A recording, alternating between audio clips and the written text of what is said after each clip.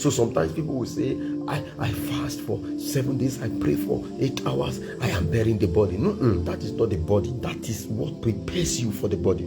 So what the devil comes to change is not the prayer. It's not the prayer. What the devil comes to stop, comes to hinder is not the prayer. What the devil comes to hinder from you achieving is after praying, after fasting, after studying, what next? What do you do with it? Is what the devil comes to change. That is what he comes to stop. So when he came to Jesus in the wilderness, he allowed him pray, he allowed him fast, but he came with another burden. Turn this stone now to bread. Now that you have finished praying, now that you have finished fasting, finish understanding on praying and fasting, now take this burden. Take now, turn this stone to bread. Turn this stone to bread. That is what he wants to achieve. To switch the burden is the intention of the devil. To switch the burden. So he allowed him in the process of prayers. Sir, you pray too much. Is achievement of the burden yet? Is a preparation. Sir, you know how to fast a lot.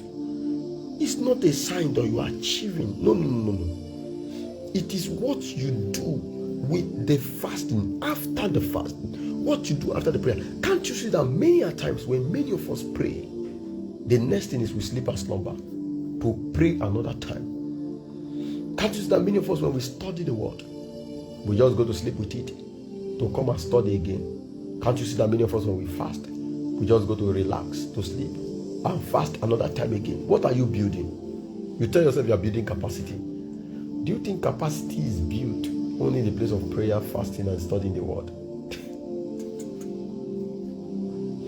The devil will not stop you from doing that. Genuine capacity is built in the place of manifestation after prayer, fasting, and studying the word.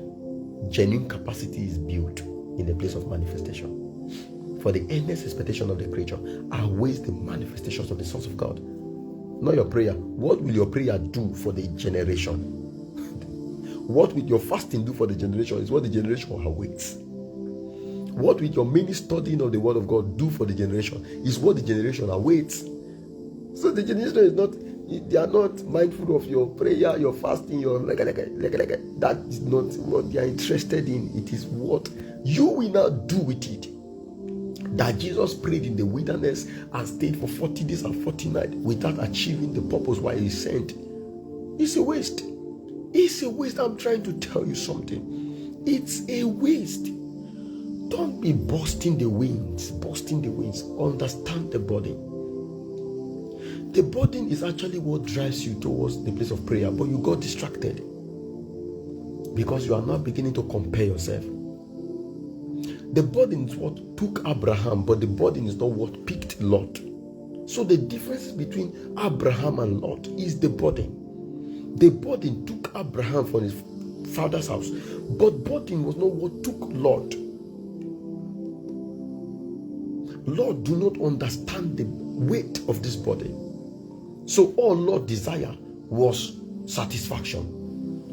Let me just be satisfied. Let my cattle be satisfied, my family be satisfied. There are powers that fight luxury, that fight satisfaction. There are powers that fight it.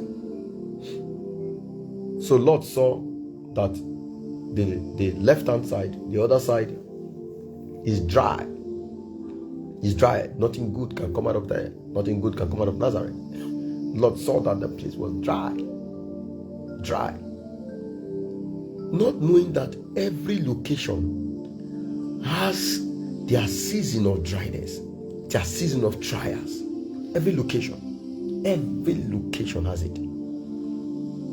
Not knowing that the experience of the season of dryness and trial that will come upon Sodom tomorrow will be terrible.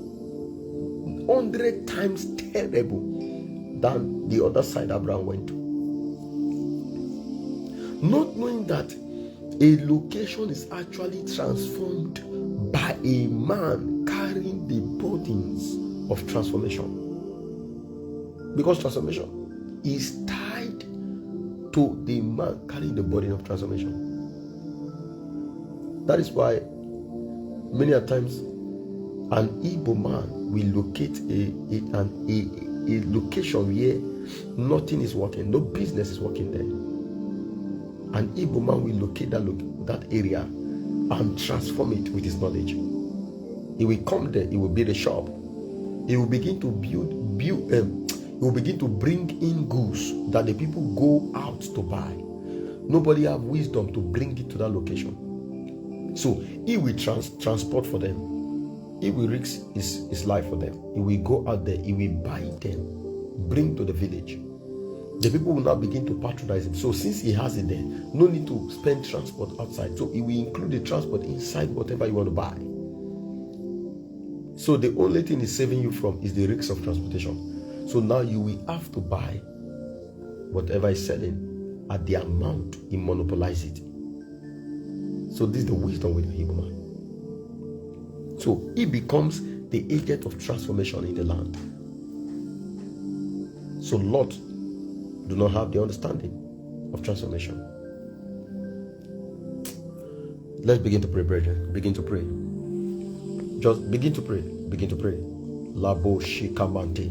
Begin to pray. Don't worry. We will meet again.